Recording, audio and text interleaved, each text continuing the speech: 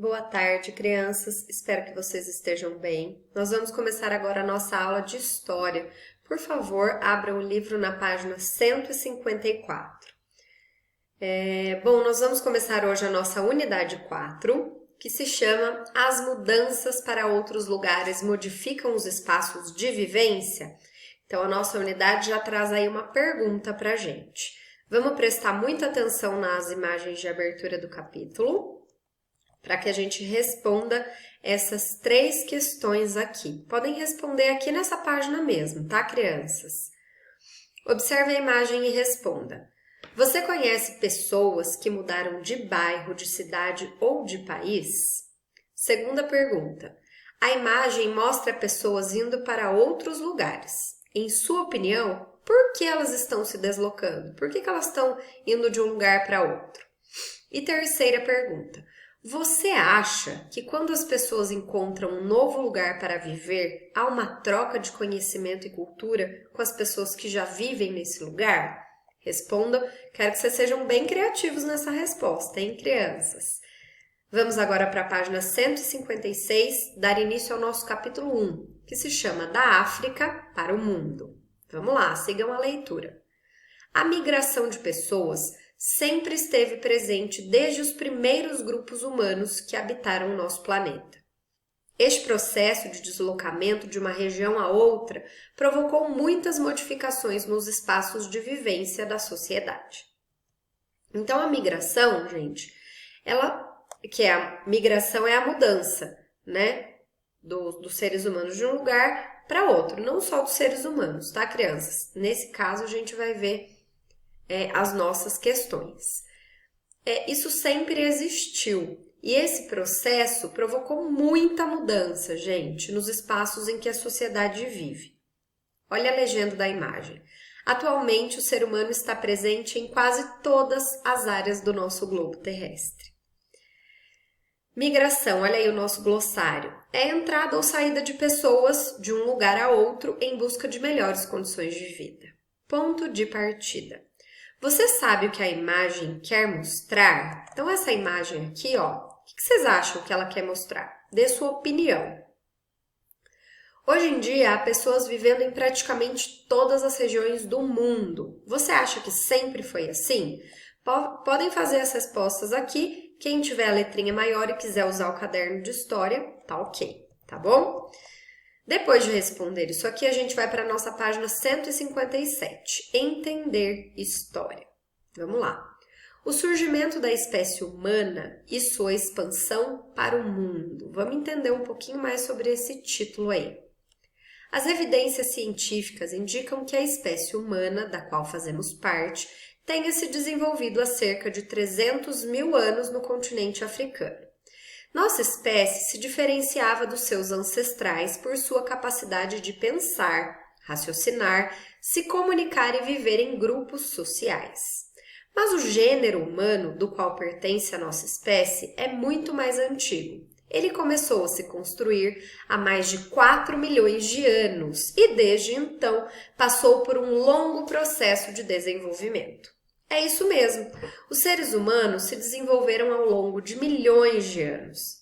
E entre o surgimento da espécie humana na África e a sua chegada em outros continentes, houve um longo processo. Olha a imagem aí do lado, vamos ler a nossa legenda. Reconstituição do rosto do Australopithecus africanos, ancestral da nossa espécie que habitou o planeta há mais de 2 milhões de anos. Foto de 2016, ela está em uma exposição em Washington, nos Estados Unidos. Estava, né? Bom, vamos aí à nossa curiosidade. Você sabia? Assim como seres vivos, a língua, ou seja, a forma como falamos e escrevemos as palavras, também se modifica ao longo da história. A palavra humano, por exemplo, origina-se do latim, humanus.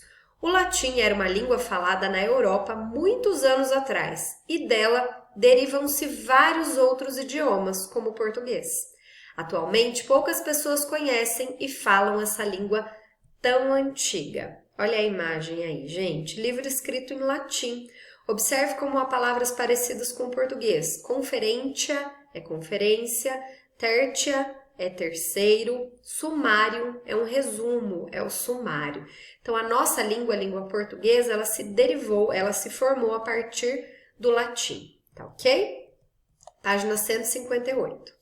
Os primeiros grupos de humanos do continente africano eram nômades e, como já vimos, sobreviviam da caça, da pesca e da coleta de alimentos silvestres.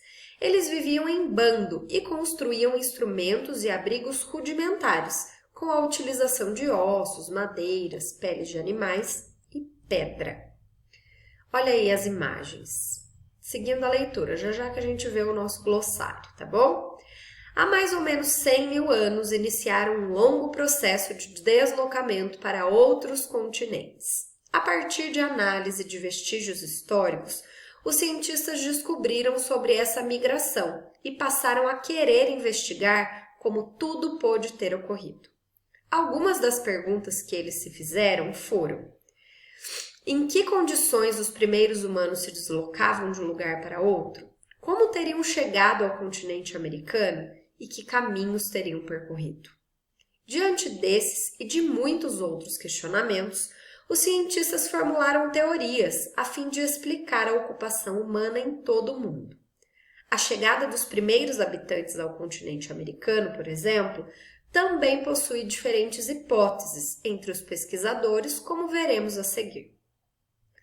O mapa de deslocamentos do continente africano para o americano, na página seguinte, traz uma dessas hipóteses, descartada com novos estudos feitos mais recentemente. Antes de ir para a próxima página, a gente vai analisar essas 3 palavrinhas que estavam em destaque, lá no início da página 158. Hipótese, rudimentar e silvestre. O que é hipótese? É a possibilidade de algo ter acontecido. Rudimentar é algo simples, pouco desenvolvido. E silvestre é que nasce sem ser cultivado, de maneira espontânea, na natureza.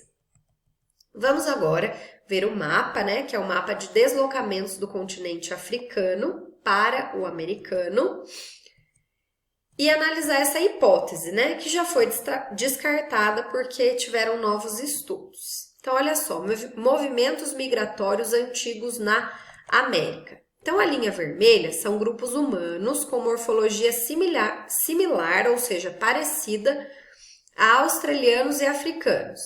Então, olha só, eles percorreram este caminho. A hipótese, é de que eles percorreram esse caminho.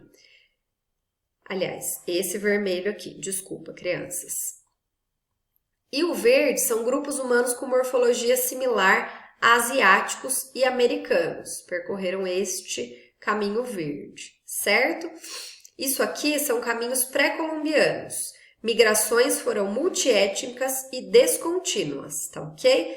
Tá nesse livro aqui, ó, História, Ciência e Saúde. E também tem aqui o link em que essa informação está disponível, certo? Depois de analisar esse mapa, e tem que analisar os anos, ó, 12 mil anos, 14 mil anos, 20 mil anos, 60 mil anos, 50 mil anos e 70 mil anos. Olha quanto tempo, crianças. Número 1. Observe o caminho percorrido pelos seres humanos pré-históricos até chegar ao continente americano, conforme uma das hipóteses científicas. E responda, de acordo com o mapa, quantos anos o ser humano levou para chegar ao Brasil após ter saído da África? Então, eu tenho aqui, ó, o nosso continente africano, certo? Quanto tempo, gente, que eles levaram para chegar ao Brasil? Então, gente, ó, daqui do continente australiano não, desculpe, gente, africano, até chegar aqui no Brasil, quanto tempo que ele levou? Ó, presta atenção, tá? Até aqui. Respondam a número 1, tá bom? Vamos ler agora o nosso último textinho para a aula de hoje. Note que as migrações partem do continente africano e não são contínuas, ou seja, elas foram feitas em diferentes intervalos de tempo. Da mesma forma, a ocupação dos espaços não dependeu necessariamente do desenvolvimento da espécie humana. Estima-se que os primeiros deslocamentos percorriam cerca de 5 quilômetros a cada geração e que, nesse processo, Os grupos humanos foram ocupando os continentes.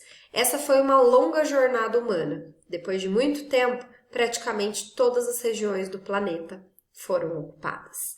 Bom, por hoje é só, crianças. Bons estudos e qualquer dúvida, qualquer coisa que vocês precisarem, é só me chamar. Um beijo.